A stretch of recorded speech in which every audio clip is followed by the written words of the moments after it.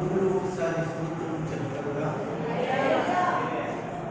దయచేసి ఒక అర్ధగంట సేపు దేవుని యొక్క వాక్యాన్ని విందాం. ఎవరు కూడా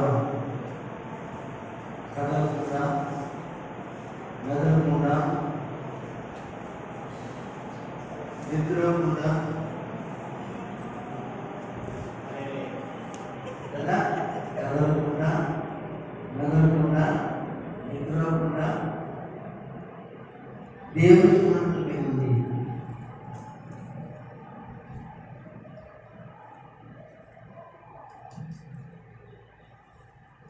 నేను ఈరోజు మీతో పంచుకునే వాక్యం చాలా శ్రేష్టమైనది.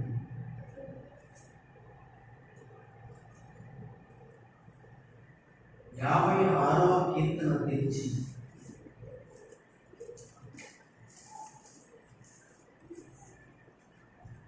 అందరూ కూడా బయటకు తెరవండి. మీ దగ్గర వాళ్ళు ఈ పక్కవాడు ఎవరైనా నిద్రపోతుంటే దయచేసి ముందుగా లేకపోతుంది, గట్టిగా లేకపోతే అనుకోండి, బలి క్యారీ చేస్తారు. మెల్లగా లేకపోతే వాక్యము మీకు నిద్రపోవచ్చు. లేదంటే ఒక్కసారిగా మీ మీద పడిపోదండి. కనుక భారం కలుపుకోకుండా వాళ్ళకి చెప్పండి. ఇది యాసకాలం, యాసకి కాలం కనుక ఎంత ఆసక్తిగా వాక్యం ఉంటామన్నామో కానీ వినకోకుండా శరీరం మన వృత్తులు చేస్తుంది.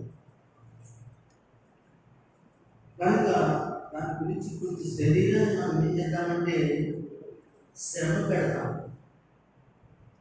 శరీరాన్ని శ్రమ పెట్టకుండా దాన్ని సుఖం ఇచ్చాము అంటే, అదే నిద్రించాము అంటే వాక్యం దాటిపోతుంది, వాక్యం మీ నుంచి వెళ్ళిపోతుంది.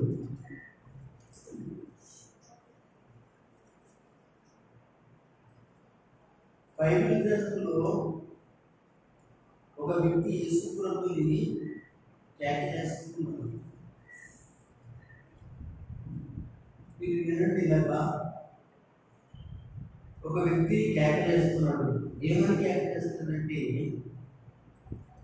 దావీదు కుమారుడా, దావీదు కుమారుడా నన్ను కరుణించు అని కేకలేస్తున్నాడు. అక్కడ మీకు ఎందుకు కేకలేస్తున్నాడంటే, తన ముందు నుంచి దాటిపోతున్నది దేవుని కుమారుడి గురించి కేకలేస్తున్నాడు. దాటిపోయే ఎంత చూసినా కష్టమే. అలాగే వాక్యము దాటిపోయిన తర్వాత, ముందుకు వెళ్ళిపోయిన తర్వాత మరీ రావాలి అంటే మరీ రోజు వాక్యం రావచ్చు, కానీ ఇప్పుడు చెప్పే వాక్యం మళ్ళీ మీకు రాకపోవచ్చు. అందుకని వాక్యము దాటకుండా కొంచెం కష్టపడితే ఇబ్బంది అయినా, గాలి వడగాలి, వేసవి గాలి, ఎండగాలి చాలా ఒత్తిడి చేస్తుంది, అందరినీ చేస్తుంది. కనుక మనం జాగ్రత్తగా వాక్యాన్ని విని ఆ వాక్యం చేత మనం ఆశీర్వదించబడతాం. 56వ కీర్తన 4వ వచనం చదువుతుంది. దేవుని బట్టి నేను ఆయన వాక్యమును కీర్తించేదని చాటుతాను. ఇష్టపడగలరు. మీ బైబిల్ అలాగే ఉందా? అలాగే ఉందా? సంజయ్ కుమార్ గారు, మీ బైబిల్ కూడా అలాగే ఉంటుంది. నా బైబిల్ కూడా అలాగే ఉంది. అమ్మ గురుపాణి గారు, మీ బైబిల్ కూడా అలాగే ఉందా? ఓకే. వాసన్ గారు, మీ బైబిల్ అలాగే ఉందా? దేని బట్టి మనం కీర్తించాలి? దేనిని బట్టి మనం కీర్తించాలి అంటే, దేవుని బట్టి దేవుని దాన్ని కీర్తించడం. దేవుని బట్టి అక్కడ ఏం రాసింది? దేవుని బట్టి నేను ఆయన వాక్యమును కీర్తిస్తాను. ఇంతకాలం మనము ఎవరెవరితో కీర్తించుంటాం. మన జీవితాల్లో ఎన్నోసార్లు మనకు నచ్చిన వారిని కీర్తిస్తూ ఉంటాం కదా. మీలో చాలా మంది నన్ను కీర్తిస్తూ ఉంటారు, అదే పొగుడుతుంటారు. మా అయ్యగారంటే అయ్యగారు కాదు, మా అమ్మగారంటే అమ్మగారు కాదు. ఇప్పుడు అయ్యగారికి అమ్మగారికి పక్కన పెట్టేద్దాం. వాళ్ళని కీర్తించవలసిన అవసరం లేదు. ఇలా మనుషులు, అది మీ పాస్టర్ అయినా, అది మీ పాస్టర్ అమ్మైనా, ఎవరైనా కావచ్చు. మనుషుల కొద్ది కీర్తి, మనుషుల కొద్ది ఘనత. దేవుని వాక్యానికి మనం ఘనత ఇవ్వాలి, దేవుని వాక్యానికి మనం కీర్తి ఇవ్వాలి. ఈ భక్తులైన వాడు చాలా లోతుగా మాట్లాడుతున్నది మాట. ఎంత అనుకుంటే అతను మాట్లాడతాడు అంటే, ఎంత లోతుకి దేవుల్లో ఆరితేనుకుంటే మాట్లాడతాడు అనే విషయాన్ని మనం గమనించాలి. అయితే నేను చెప్పే వాక్యాన్ని మీరు జాగ్రత్తగా పరిశీలన చేసి రాసుకునేవాడు రాసుకోండి, రాసుకోవడానికి ఇబ్బందిగా ఉన్నవాడు వినడానికి వినండి. ఇప్పుడు నేను అడిగేది ప్రశ్న ఏంటంటే, ఈ మధ్యాహ్న కాలం ముందు మీరందరూ వాక్యాన్ని కీర్తించాలి అని నేను చెప్తున్నప్పుడు మీరు వాక్యాన్ని మాత్రమే కీర్తించాలి. ఏ భాషైనా, ఆకాశం నుంచి వచ్చి దేవదూతైనా మీ మధ్యన వాక్యం చెప్పిందనుకోండి, దేవదూత వచ్చింది కదండి, దేవదూతను కీర్తించడానికి వీల్లేదు. ఎంతగానో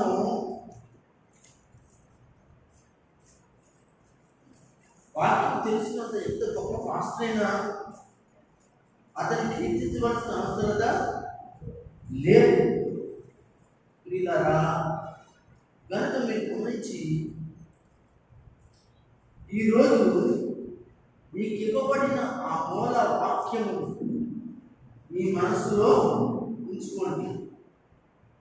ఆ మూల వాక్యము మీరు మనసులో ఉంచుకోండి. ఏంటి ఆ మూల వాక్యం అంటే? దేవుని బట్టి నేను ఆయన వాక్యమును కీర్తిస్తాను, ఆయన వాక్యమును గౌరవిస్తాను, ఆయన వాక్యమును నేను వింటాను, ఆయన వాక్యమును కనపరుస్తాను, ఆయన వాక్యమును నేను అనేక మంది ప్రజలకి ప్రకటిస్తాను అనేదే తుది నిర్ణయమై ఉండాలి. అయితే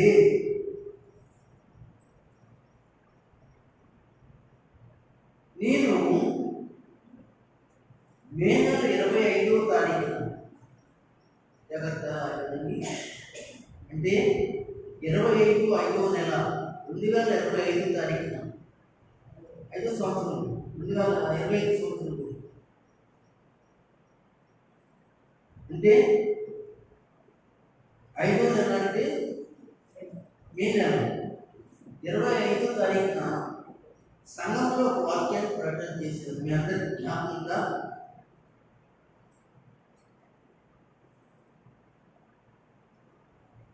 మీరు అక్కడ తీసుకుంటున్నారు.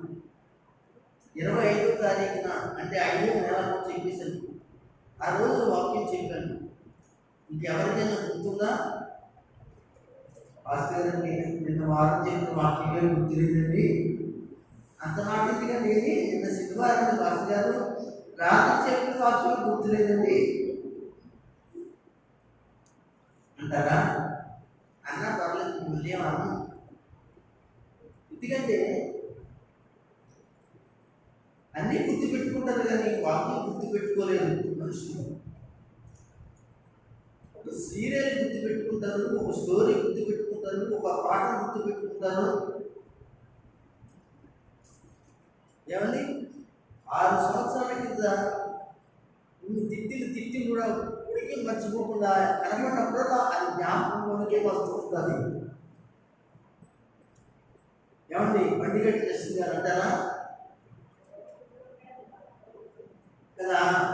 మా అన్నయ్య మిమ్మల్ని 6 సంవత్సరాల కింద ఒక తిట్టాడు అనుకోండి, ఏదో సరదాగాను ఎలా కూడా మాట్లాడుతాను అనుకోండి, అప్పుడప్పుడు కూడా మాటల సందర్భం ఆ రోజున తిట్టావు అనే మాట కూడా జ్ఞాపకం లేకుండా ఉంటారంటే ఉన్నది వారు ఎవరు లేరని ఖచ్చితంగా చెప్తాను. దేవుడు తీసుకుంటున్నాం సరే కదండి. ఇదంతా ఇంటికి వెళ్ళి తొందరగా చెప్పింది. ఆ యొక్క 25వ తారీఖున 5 నెలలో జరిగిన ఈ వాక్య పరిచర్య ఏమిటి అంటే,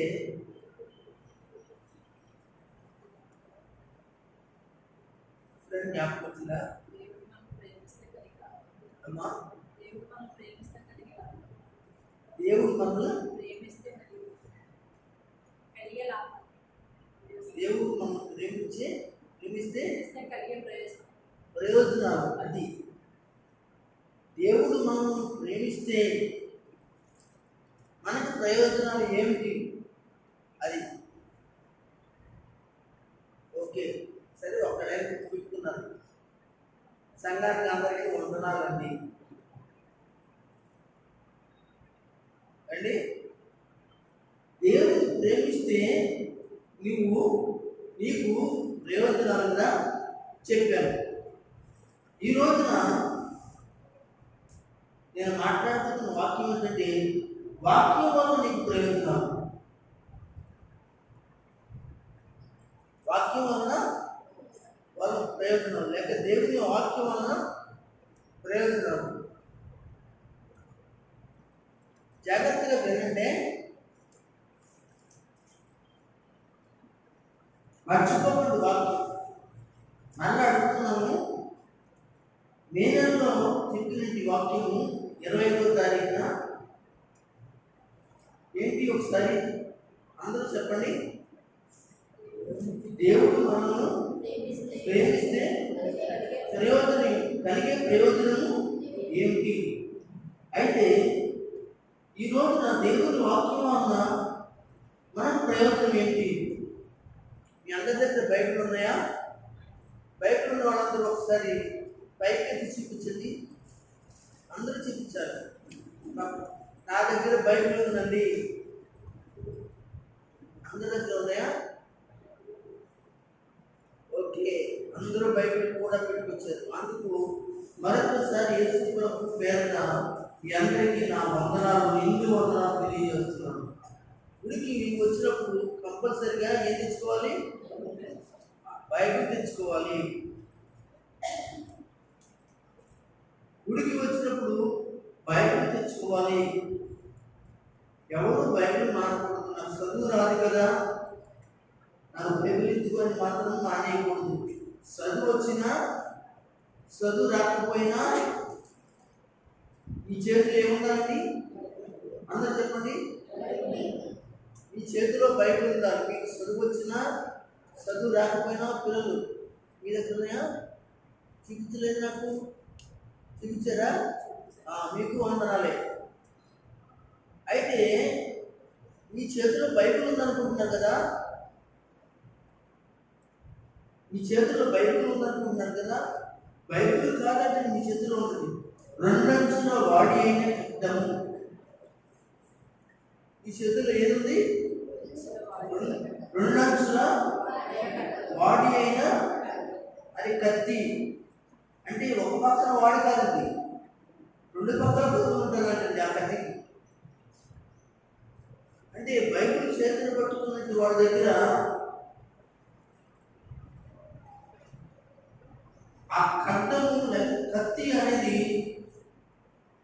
2 అంచులు గల వాడి. దీనికి అర్థం ఏమిటి అంటే, దేవుని బిడ్డలారా, వింటున్న మిమ్మల్ని కూడా కోస్తుంది చెప్తున్నా. పాద్రి గారిని కూడా కుక్కల కింద వస్తుంది. ఈ వాక్యము అనేది ఒక విశ్వాసులకే కాదు, పాద్రులకి పాద్రమ్మలకి కూడా వర్తిస్తుంది వాక్యము. అందుకనే అది ఉన్నంచులు గల వాడి అయినా పెద్దము. బోధిస్తున్న సేవకులకి, బాధ వింటూ ఉన్నట్టు విశ్వాసులకి ఈ బైబిల్ చాలా అవసరం. అయితే వాక్యం వలన ప్రయోజనాలు ఏమిటి అనేది ఈ రోజు మనం చెప్పుకుంటాం. నేను దీని గురించి ఈ వారమే కాదు, వచ్చే వారం కూడా చెప్తా. వచ్చే వారమే కాదండి, పై వచ్చే వారం కూడా ఇదే అంశమే చెప్తా. ఏమండి, ఎందుకంటే ముందే చెప్పేస్తున్నాను, అయిపోద్దా అనేది నాకు నమ్మకం లేదు. కనుక వాక్యం వల్ల మనకు ప్రయోజనం ఏమిటి? 100 రూపాయలకి బైబిల్ కొనుక్కున్నాం, 200 రూపాయలకి బైబిల్ కొనుక్కున్నాం. ఏమండి, నా దగ్గర బైబిల్ దగ్గర 1200 బైబిల్ అండి. అంతకుముందు 1000 రూపాయల బైబిల్ ఉండేది. అంతకుముందు స్టార్టింగ్లో 50 రూపాయల బైబిల్ ఉండేది. అది కూడా కొత్త నిబంధన పాత నిబంధనే. తర్వాత 120 రూపాయల బైబిల్ ఉండేది. తర్వాత దేవుని కృపచేతను 1000 రూపాయల బైబిల్ కొన్నాను. ఇదిగో నాకు గిఫ్ట్గా సోమ రాంబాబు గారు నాకు పుట్టినరోజు అనుకుంటా, అప్పుడు నాకు గిఫ్ట్గా 1200 1400 1400 పెట్టి ఈ బైబిల్ నాకు గిఫ్ట్గా ఇచ్చేది. ఇది గిఫ్ట్ ఉండిపోయింది. మనుషులు లేకపోయినా కానీ ఈ యొక్క బైబిల్ నేను వాడుతూ ఉన్నాను. దేవునికి స్తోత్రం, హల్లెలూయా. అయితే ఎందుకు ఇదంతా చెప్పుకోవాలంటే చెప్పుకోవాలి. బైబిల్ దేవుని యొక్క వాక్యం. దయచేసి ఇలాగే చూడండి, బైబిల్ దేవుని వాక్యము. వాక్యము అంటేనే దేవుడు, దేవుడు అంటేనే వాక్యము. అలా చెప్తున్నాను, వాక్యము అంటేనే దేవుడు. ఏమంటే మన ఇంట్లో ఒక ఫోటో పెట్టుకుని అగరబత్తులు పెట్టి పొద్దున్నే లేచే ఫోటో ఎదురుగా ఆఖరికి ప్రార్థన చేస్తే ఆ ఫోటో దేవుడు కాదు. నువ్వు పొద్దున్నే లేచి బైబిల్ తెరిచి ఒక అధ్యాయాన్ని చదివి ప్రార్థన చేస్తే అది దేవుడు. బైబిల్ ఎదురుగా పెట్టుకుని ఆఖరించి ప్రార్థన చేస్తే అది దేవుడు. అంటే బైబిలే దేవుడు. క్రైస్తవులకు బైబిలే దేవుడు. కనుక ఈ బైబిల్లో 66 పుస్తకాలు ఉన్నాయి. ఎన్ని పుస్తకాలు ఉన్నాయండి? 66 పుస్తకాలు ఉన్నాయి. ఆది కాండం నుంచి పురాణ గ్రంథం వరకు కూడా. ప్రతి దాంట్లో కూడా ఏముందంటే దేవుడిచ్చినది, దేవుని యొక్క వాక్యం ఉంది. కనుక నీ దగ్గర ఉన్న ఈ బైబిల్ను, ఈ వాక్యమును నువ్వేం చేయాలో తెలుసా? కీర్తించాలి. ఏం చేయాలి? కీర్తించాలి, దీన్ని గౌరవించాలి. ఇది ఆదివారం ఇంటికి వెళ్ళిన తర్వాత ఒక పక్కన పడేయటము, కాళ్ళ కింద పడేయటము, తల కింద పెట్టుకోవడము, లేకపోతే ఎక్కడ వస్తున్నా విశ్వాసంగా పెట్టేయటం కుదరదు. కానీ ఇది బైబిల్ వాక్యం కనుక దీన్ని చాలా జాగ్రత్తగా గౌరవించాలి, కీర్తించాలి. ఎందుకంటే దీనిలో, ఈ వాక్యంలో నీ జీవితాన్ని గురించి, నీ బిడ్డల జీవితాన్ని గురించి, నీ భర్త జీవితాన్ని గురించి, నీ బంధువుల జీవితాన్ని గురించి, నీ చుట్టాల జీవితాన్ని గురించి, నీ గ్రామస్తుల జీవితాన్ని గురించి, నీ దేశస్తుల జీవితాన్ని గురించి, ప్రపంచంలో ఉన్న ప్రతి మానవుడు, జంతువులు, చెట్లు, పుట్లు, కొండలు అనే జలరాశులు ఉన్న ప్రతిదీ కూడా ఎదుగుతున్నాం. ప్రతి దాని గురించి దేవుడు రాయించి ఇచ్చినది గ్రంథమే బైబిల్ గ్రంథము. ఈ గ్రంథాన్ని మనం ఏం చేయాలో తెలుసంటే కీర్తించాలి, గౌరవించాలి. చెప్పండి, చెప్పండి. అయితే దీన్ని మనం ఏమన్నాము?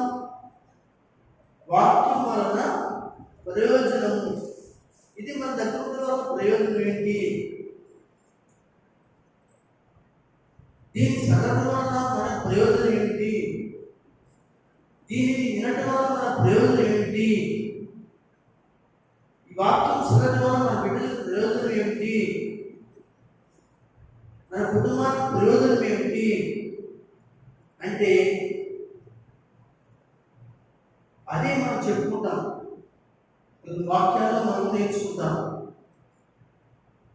ఇది నీ జీవితాన్ని మార్చేస్తుంది. నువ్వు ఎలాంటి వ్యక్తివైనా ఇది మార్చేస్తుంది.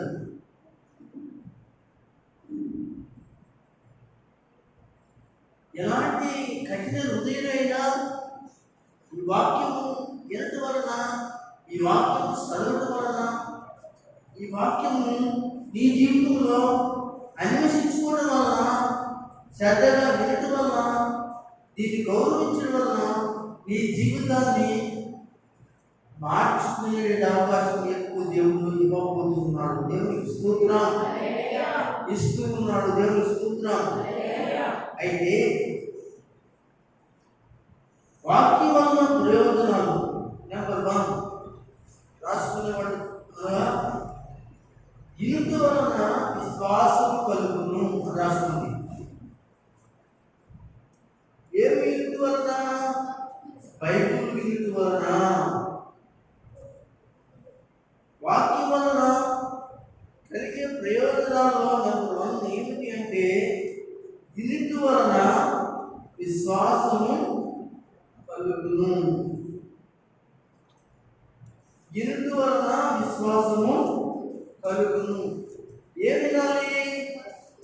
నీకు విశ్వాసం కలగాలి అంటే దేవుని వాక్యం వినాలి, లేక క్రీస్తుని కూర్చిన మాట వినాలి. వాక్యమే యేసు, యేసే క్రీస్తే యేసు, క్రీస్తు యేసే వాక్యం. కనుక ఆయన మాట వింటే వినటం వలన విశ్వాసం కలుగుతుంది. రోమీయులకు రాసిన పత్రిక 10వ అధ్యాయము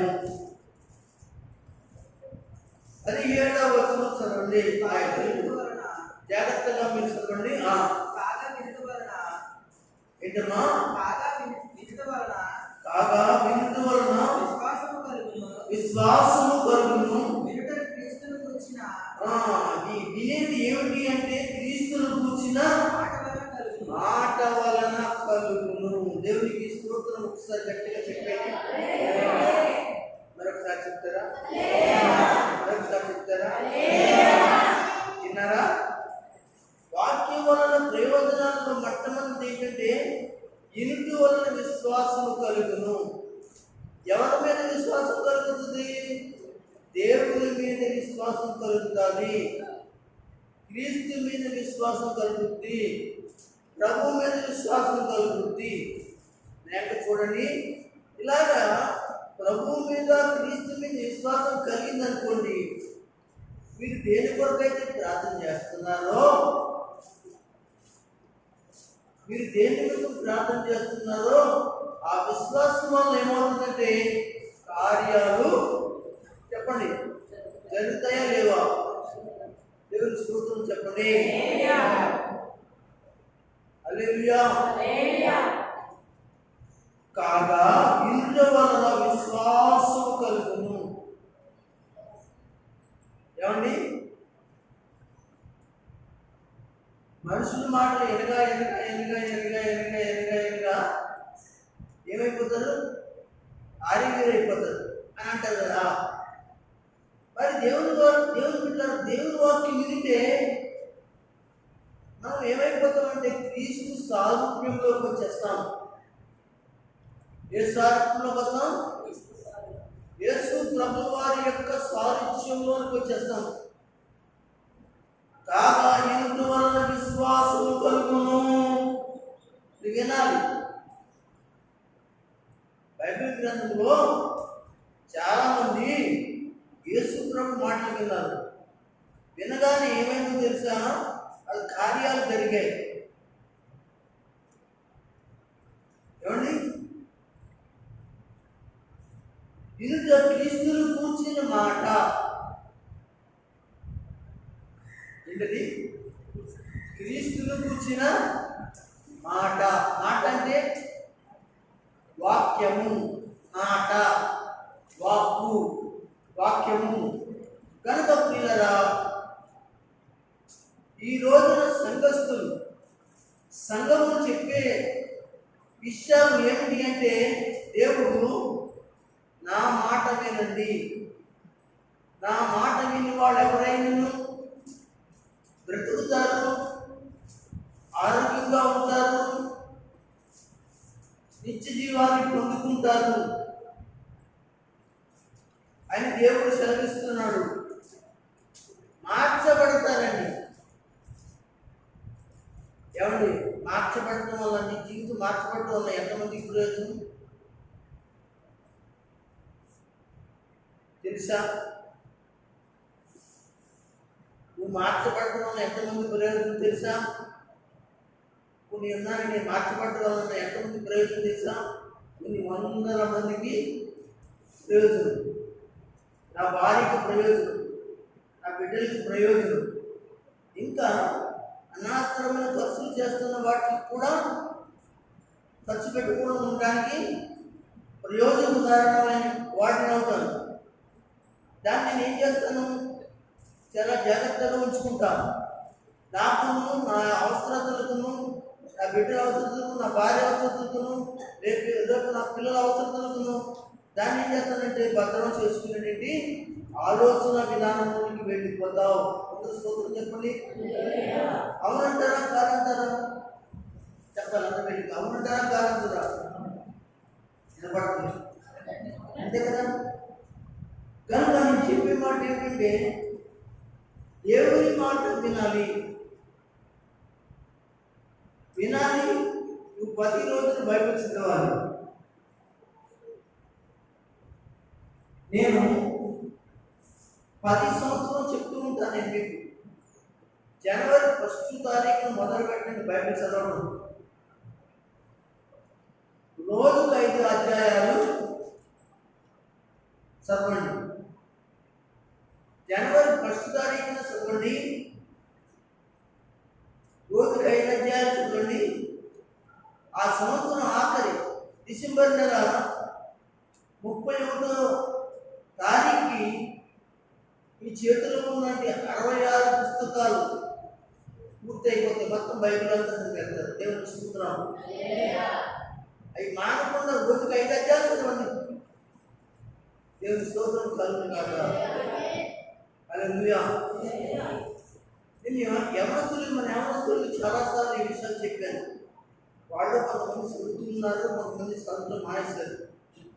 చదివిన వాళ్ళు జ్ఞానం పొందుతున్నారు, చదువులేని వాళ్ళు ఏం చేశారంటే బైబిల్ అర్థం చేసుకోలేని పరిస్థితుల్లో ఉన్నారు. కనుక దయచేసి పిల్లలు బైబిల్ చదువుకో. లెక్కని ఏం చేయాలి? ఆడుకోవడానికి అది ఏం లేదు. లెక్కని బైబిల్ లేకపోతే వెతకాలి. ఒకవేళ బాత్రూమ్ కానీ లేకపోతే బయటికి వెళ్ళాలంటే బయట వచ్చేసి కాళ్ళు చేతి కడిగేసుకుని వెళ్ళొచ్చిన తర్వాత చక్కగా బైబిల్ దగ్గరికి ఆదికాండం తెలిసి మొదటి అధ్యాయం చదవండి. చిన్నపిల్లలు కాబట్టి 1 అధ్యాయం చదవండి. పెద్దోళ్ళు అయితే 5 అధ్యాయాలు చదవండి. తర్వాత మోకరించండి, ప్రార్థన చేయండి. అలా చదువుగా నువ్వు చదువుకున్నా కదా, నీకు జ్ఞానం బాగా ఉంటుంది. బైబిల్ చదివే వాళ్ళకి ఎవరికైనా జ్ఞానం వస్తుంది. ఎక్కువ స్తోత్రం చెప్పండి. చదువులో మంచి మంచి మార్పులు తెచ్చుకుంటారు. పెద్దవాళ్ళు ఎలా గౌరవించాలో, తల్లిదండ్రులు ఎలా గౌరవించాలో, ఎవరితో ఎలా మాట్లాడాలో, ఎక్కడికి వెళ్ళాలో ఎక్కడికి వెళ్ళకూడదో బైబిల్ నీకు చదవటం వల్ల నీకు నేర్పిస్తుంది. కనుక నువ్వు మంచి ప్రయోజకుడు అవుతావు. నేను స్తోత్రం కలుగుతాక. కనుక ఇంత మంచి ప్రయోజనకరమైన బైబిల్ వాక్యాన్ని మానేసి ఫోన్లు చూస్తూ లేకపోతే టీవీలు చూస్తూ టైం పాస్ చేయకండి. పిల్లలు గమనిస్తారు, స్త్రీలు చూడండి, టీవీ చూడొద్దని నేను అంటలేదు, టీవీ కూడా చూడండి, కానీ అదే పరంగా దాంతో ఉండి దేవుని వాక్యాన్ని మాత్రం మర్చిపోకండి. కనుక దేవుని వాక్యంపై మీరు ఆసక్తిని చూపించండి. దేవుని వాక్యం వల్ల నీకు వచ్చే ప్రయోజనం ఏమిటంటే ఇంటి వలన విశ్వాసం కలుగుతుంది. విశ్వాసం నీకు కలిగిందనుకో, నువ్వు ప్రార్థన చేస్తే చాలు, అది జరుగుతుంది. కార్యం నీకు విశ్వాసం కలిగింది, నువ్వు మోకరించావు, ఈరోజు పరీక్షలు ఉన్నాయి ప్రభువా, నేను రాస్తున్న ఎగ్జామ్, నేను రాసిన సబ్జెక్టులు వచ్చినట్టుగా సహాయం చేయండి అని ప్రార్థన చేయి. ఎందుకంటే నీకు విశ్వాసం కలిగింది కదా, విశ్వాసంతో ఉన్నావు కదా. దేవుడు నీకు ఏం చేస్తాడంటే నువ్వు ఒక చదివిన యొక్క సబ్జెక్టులో లేక పరీక్షల్లో నీకు రాయడానికి అవకాశం ప్రభు నీకు ఇస్తాడు. అలాగే ఆరోగ్యం బాగుపోయినా నీకు విశ్వాసం ఉంది కనుక, విశ్వాసం కలిగింది కనుక విశ్వాసం ద్వారా వాక్యాన్ని చదువుకుని ప్రార్థన చేసుకో. ఆయన మాట వల్ల నీకేం కలుగుతుందంటే స్వస్థత కలుగుతుంది. దేవుని స్తోత్రం కలుగుతుంది కాక. దేవుని బిడ్డలారా, ఆరోగ్యం బాగలేని వాళ్ళు, పరిస్థితి కలిగిన వాళ్ళు, సమస్యలు వచ్చిన వాళ్ళు, శోధన వచ్చిన వాళ్ళు, ఇబ్బందులు వచ్చిన వాళ్ళు, ఇరుకులు వచ్చిన వాళ్ళు, ఎన్నెన్నో కష్టాలు పడుతున్న వాళ్ళు దేవుని వాక్యాన్ని చదువుకుని, దేవుని వాక్యాన్ని చదువుకోవడం రాకపోతే వాక్యాన్ని విని ఏం చేస్తుంది, మోకరించి ప్రభువా ఇంతవరకు వాక్యాన్ని చదువుకున్నాను నాయన, ఇంతవరకు వాక్యాన్ని విన్నాను నాయన, దయచేసి నా యొక్క జీవితంలో నాకు పరిస్థితులు అన్నిటి నుంచి కూడా విడుదల కలిగించు ప్రభువా, విడుదల కలిగించు ప్రభువా, సహాయం చేయి ప్రభువా, నా కార్యం చేయి ప్రభువా, నా బిడ్డ వివాహం విషయంలో కార్యం చేయను అయినా, నా బిడ్డ యొక్క ఉద్యోగ విషయంలో కార్యం చేయను అయినా, లేకపోతే నా భర్త యొక్క పని విషయంలో సహాయం చేయి ప్రభువా, నా భార్య ఆరోగ్య విషయంలో సహాయం చేయి ప్రభువా అంటూ దేవుని అడుగు. దేవుడు ఏం చేస్తాడు, నీకు ఆ కార్యం చేస్తాడు. ఒకసారి గుర్తించండి, చెప్పండి. కనుక నువ్వు మొట్టమొదట కాగా వినుట వలన విశ్వాసం తెచ్చుకోవాలి. వినాలి, వాక్యం చదవాలి, వాక్యం వినాలి, చదవాలి. చర్చిలోకి వస్తే వినాలి, ఇంటికాడ ఉంటే చదవాలి. అప్పుడు నీకేం కలుగుతుందంటే ఆ ఇంటి వలన చదువు వలన విశ్వాసం దొరుకుతుంది. అది విన్నది చదివింది ఎవరి గురించి, దేవుని యొక్క మాట, దేవుని గురించి విన్నావు, దేవుని గురించి చదివావు కనుక నీకు ప్రయోజనం ఉంటుందా ఉండదా అని ఆలోచన చేస్తే ప్రయోజనం ఉంటుంది. 100కి 100 ప్రయోజనం ఉంటుంది, ఖచ్చితంగా ఉంటుంది. దేవుడు ఎవరిని కూడా విడిచిపెట్టడు. నెంబర్ 2 రెండో చెప్పుకున్నాం, వాక్యం వలన కలిగే ప్రయోజనాలలో మరొకటి ఏమిటి అంటే రెండోది స్వస్థతనిచ్చుతున్నది వాక్యము. ఏమిస్తుందండి వాక్యం? ఇస్తుంది, స్వస్థత ఇస్తుంది. స్వస్థత స్వస్థత స్వస్థత. కీర్తన గ్రంథము 107వ కీర్తన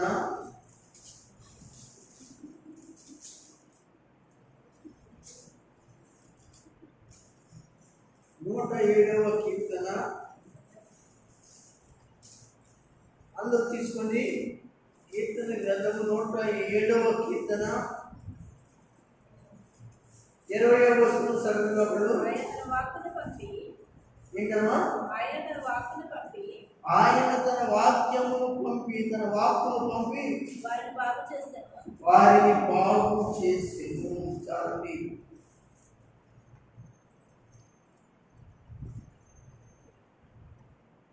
ఆయన తన వాక్కును లేక వాక్యమును పంపించి ఏం చేస్తున్నాడు? వారిని బాగు చేయను. దేవుని స్తోత్రం, హల్లెలూయా. వాక్కు లేక వాక్యం, ఆ వాక్యాన్ని పంపించాడు, దేవదూతల ద్వారా పంపించాడు, ప్రవక్తల ద్వారా పంపించాడు, సేవకుల ద్వారా పంపించాడు, అపోస్తలుల ద్వారా పంపించాడు. ఈనాడు క్రైస్తవ సంఘాలు అనేక మంది సేవకులు ఈ వాక్యము నీకేం కలుగుతుందండి? నీకున్నటి వ్యాధి బాధ బలహీనతలను బాగు చేయబడుతున్నారు, బాగు చేయబడుతున్నారు.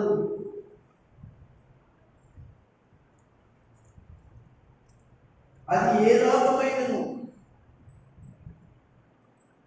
కదా. ఏ సిద్ధంగా పాట పాడతామండి ఆ పాట.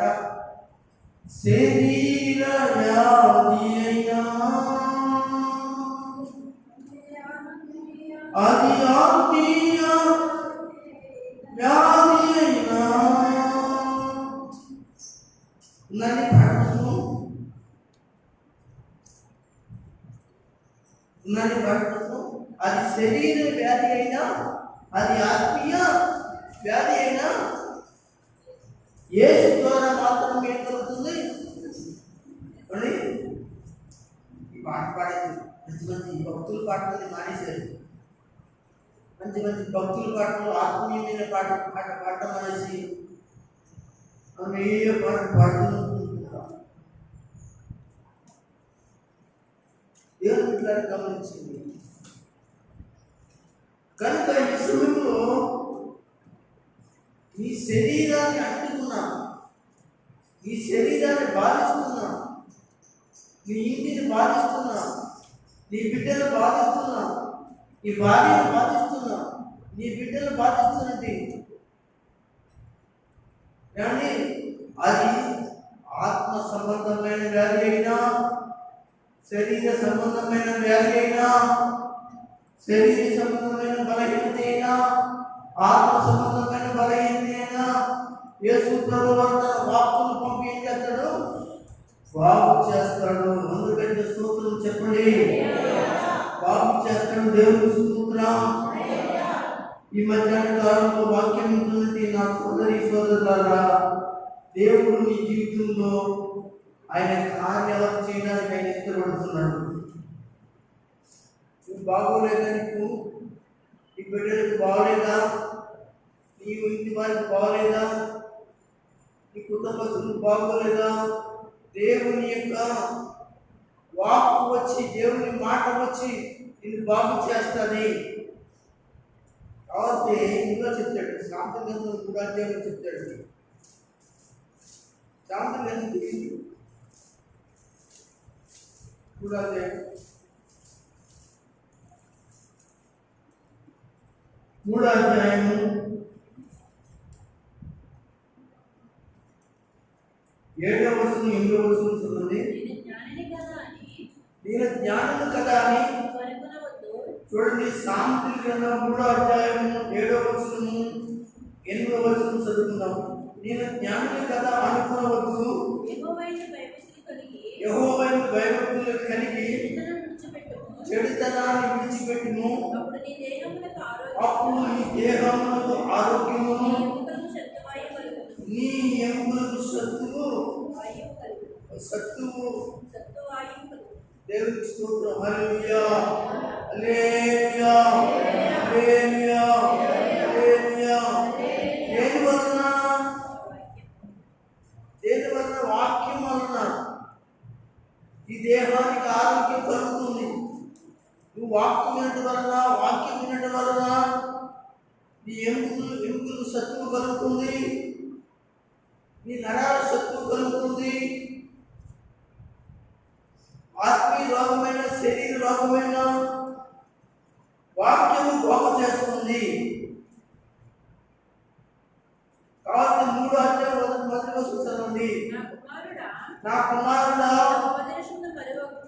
అంటే నా వాక్యముని మరవకుము, నా ఉపదేశమును మరవకుము. దేవునికి స్తోత్రం చెప్పండి. ఏమంటే నా ఉపదేశాలు ఎక్కడున్నాయండి? మీ చేతుల్లో ఉన్న బైబిల్లో ఉన్నాయి. ఈ చేతిలో ఉన్న వాక్యమే ఉపదేశం. ఈ ఉపదేశము వింటే నీకేం కలుగుతుంది అంటున్నాడు ఆయన. ఏం కలుగుతుంది అంటున్నాడు అంటే ఇక్కడ 8వ వచనంలో, అప్పుడు నీ దేహమునకు ఆరోగ్యమును నీ ఎముకలకు సత్తువును కలుగును. నువ్వు బలహీన పడవలసిన పరిస్థితి దేవుడు తీసుకుని రానేరాడు, కానీ నువ్వు ఆరోగ్యవంతుడుగా నీవు ఉంటావు, ఆరోగ్యవంతురాలుగా నీవు ఉంటావు. ఈ యొక్క 3వ అధ్యాయము 3వ వచనంలో చక్కగా చెప్తున్న మాటలు గమనిద్దాం. దయను సత్యమును దయను సత్యమును ఎన్నడూ విడుచుకోనియ్యకు. 3వ అధ్యాయంలో 3వ వచనం కదా, నా కుమారుడా, నా కుమారుడా నా ఉపదేశం నమ్మకము, నా ఆజ్ఞలు అంటే దేవుని యొక్క వాక్యం, ఆజ్ఞలు, ఉపదేశములు, శాసనాలు ఇవన్నీ కూడా దేవుని వాక్యమే. అయితే ఈ మధ్యాహ్న కాలంలో హృదయపూర్వకంగా వాటిని కైకుంటే, వాటిని మీనితే నీకు దేవుడు స్వస్థత ఇస్తాడు, స్వస్థపరుస్తాడు.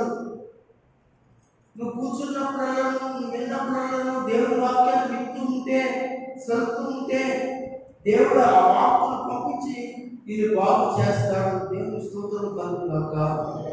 హల్లెలూయా. వాక్యం బాగు చెప్పు కదండి, వాక్యం నెమ్మది కూడా ఇస్తుందండి. నీలో ఆందోళన అందరినీ కూడా తొలగించి నీకు ప్రశాంతత ఇస్తుందని వాక్యం. యేసుక్రీస్తు అంటాడు, నేను ఇచ్చి శాంతి ఈ లోకం ఇచ్చినది కాదు, లాంటిది కాదు అని అంటాడు. ఆయన ప్రశాంతత దేవుని వాక్యంలో ఉంటారు. మనం కలవర పడుతున్నప్పుడు, మనం ఇబ్బంది పడుతున్నప్పుడు దేవుడు మనతో మాట్లాడతాడు. ఏమని? యోహాను సువార్త 14వ అధ్యాయం 1వ వచనం. యోహాను సువార్త 14వ అధ్యాయం 1వ వచనం.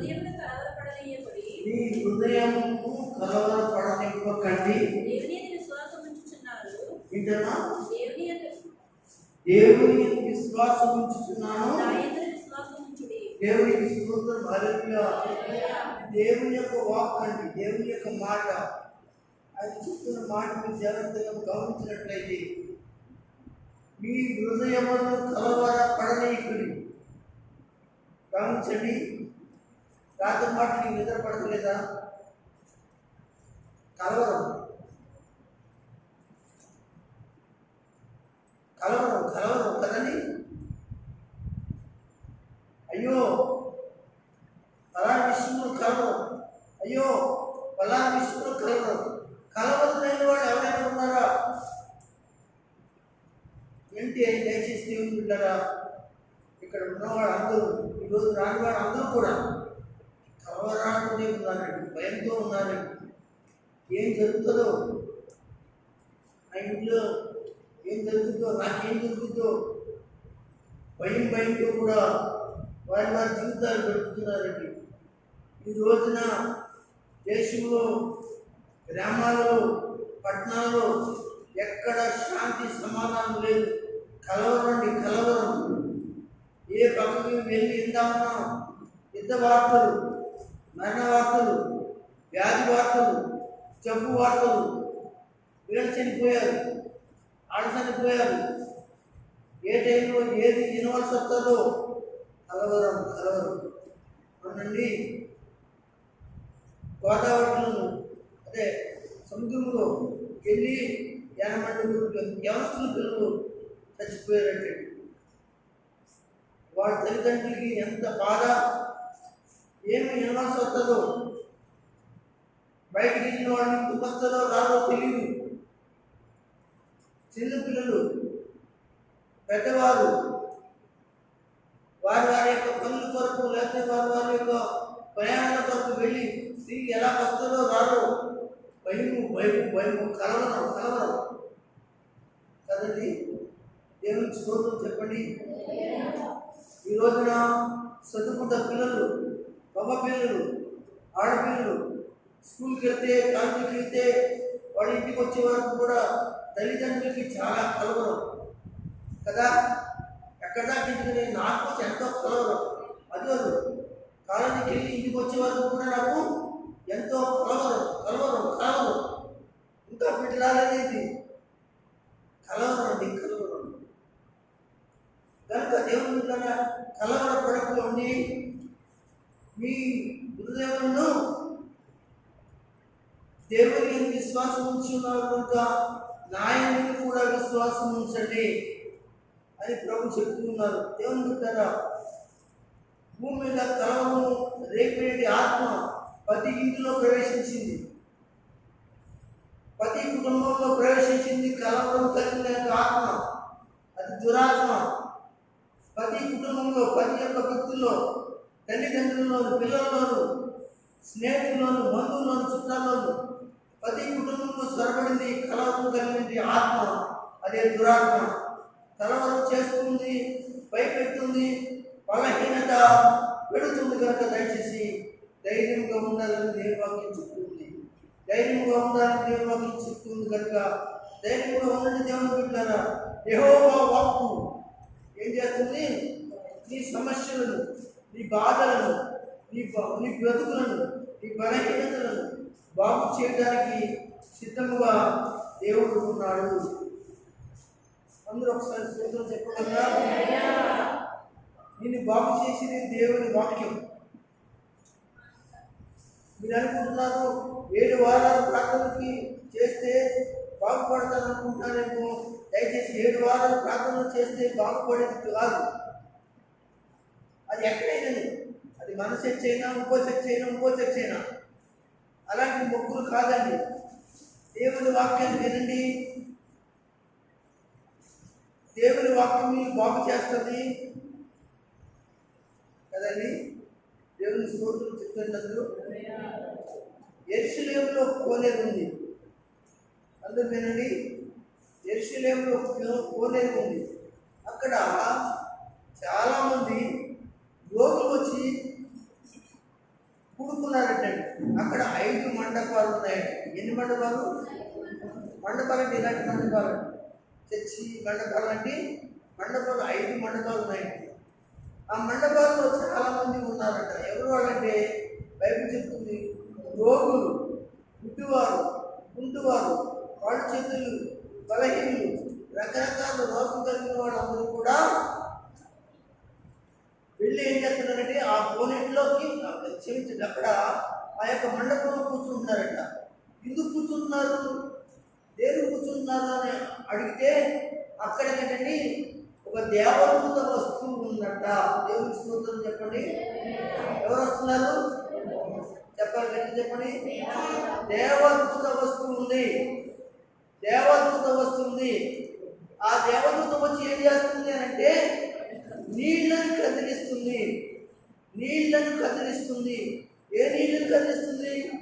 ఓ నేరులో ఉన్న నీళ్లను కదిలిస్తుంది. దేవునికి స్తోత్రం. ఆ కోరికలో దిగిన వాళ్ళందరూ కూడా ఏమంటున్నారు? కళ్ళు లేని వాళ్ళు, కాళ్ళు లేని వాళ్ళు, బలహీనులు, రోగులందరూ బాగు చేయబడుతున్నారు.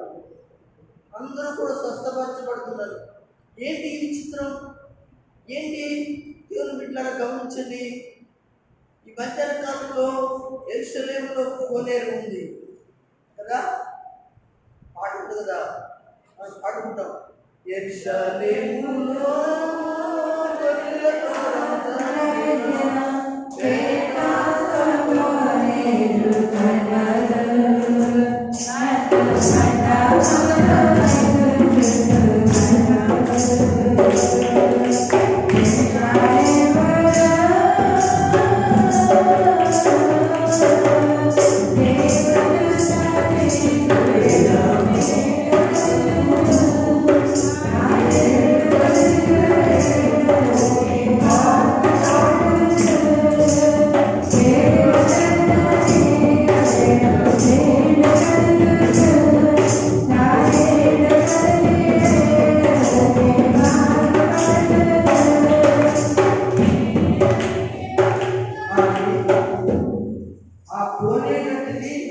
ఒక దేవదూత దిగుతుందంట. ఆ దేవదూత ఏం చేస్తుందంటే నీళ్లు కదిలిస్తూ ఉండేట. ఆ నీళ్లు కదిలినప్పుడు మొట్టమొదటిగా ఎవడైతే నీటిలో దిగుతున్నాడో వాడు ఎట్టి వ్యాధి గలవాడైనను, ఎలాంటి రోగి గలవాడైనను బాగు చేయబడుతున్నాడు. మనకు స్తోత్రం చెప్పండి. హల్లెలూయా. ఇప్పుడు మనం కూడా ఆ పని చేద్దామా?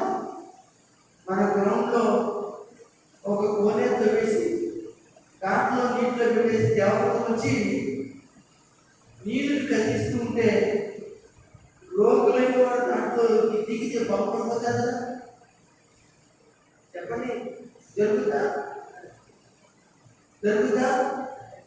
దేవుని బిడ్డలారా, రాబోతున్న దినాలలో ఒక స్థాయి, ఒక నీడ గుర్తు చెప్పడానికి దేవుడు ఏం చేశాడంటే అక్కడ కార్యాలు చేశాడు. కోనేటిలో నీళ్లు, కోనేటి దగ్గర ఒక మండపం, ఆ మండపంలో ఎవరండి? జనాలు. ఆ జనాలైన వాళ్ళు, రోగులైన వాళ్ళు ఆ దేవుడితో వచ్చి నీళ్లు కదిలిస్తుంటే మిగిలిన వాళ్ళు ఎవరైతే ఉన్నారో వాళ్ళు బాగుపడుతున్నారు. దీని గురించి కొంచెం వివరిస్తాను. కోనేరు ఏంటిది? కోనేరు. మనసు చెప్పండి, దేవునికి మహిమ కలుగుగా. హల్లెలూయా.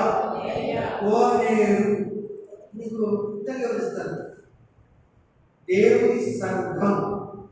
కోనేరు ఏంటిది? దేవుని సంఘం. సంఘంలో ఏముంటుంది? దేవుని యొక్క వాక్యం అనే నీళ్లు ఉంటాయి. సంఘంలో ఏముంటాయి?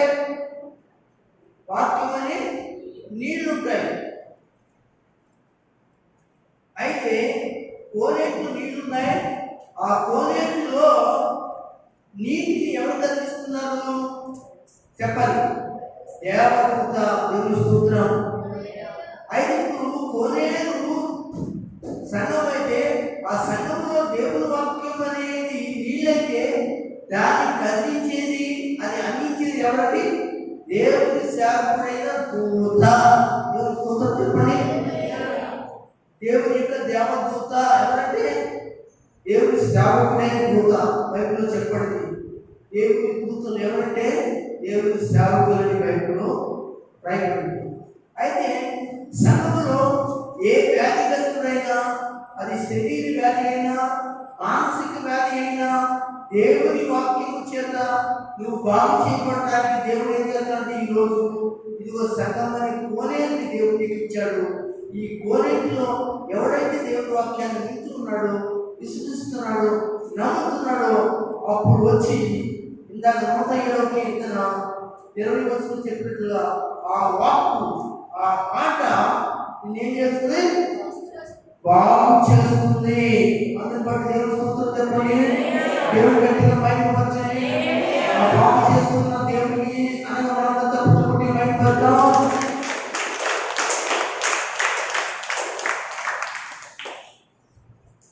కనుక దేవుని వాక్యము వలన లేక వాక్యం వలన ప్రయోజనాలు రెండోది ఏంటంటే వాక్కు.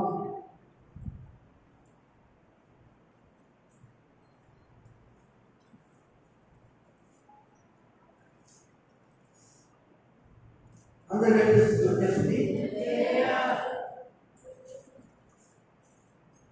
దయచేసి వినండి.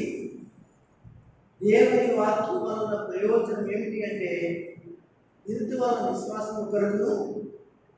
రెండోది వాక్కు వలన ఏం కలుగుతుంది? స్వస్థత కలుగుతుంది. కోనేటిలోకి ఎలాగా దిగుతున్నారో ఆనాడు ఎరుషలేము కలుగుతుంది. అలాగే ఈ రోజున ఎవరైతే సంఘంలోనికి, దేవుని మందిరంలోకి వచ్చి దేవుని యొక్క వాక్యం చెప్తున్నప్పుడు, కదిలిస్తున్నప్పుడు ఆ వాక్యం విన్న వాళ్ళందరూ వ్యాధి, బాధ, బలహీనతలు, ఆ మానసిక వ్యాధులను, మానసిక రోగాలను, ఇగో అనేకమైన విషయాల్లో మరి పరిస్థితుల్లో చిక్కుపోయిన వాళ్ళందరినీ కూడా దేవుని వాక్యం విడిపించి బాగు చేస్తుందని ఈరోజు మీ ముందు వాక్యాన్ని పెట్టి ముగించడానికి ఇష్టపడుతున్నాను. దేవుడు ఈ మాటలు అందరి ఇంట్లో ప్రభు దీవించును గాక. ఆమేన్. హల్లెలూయా.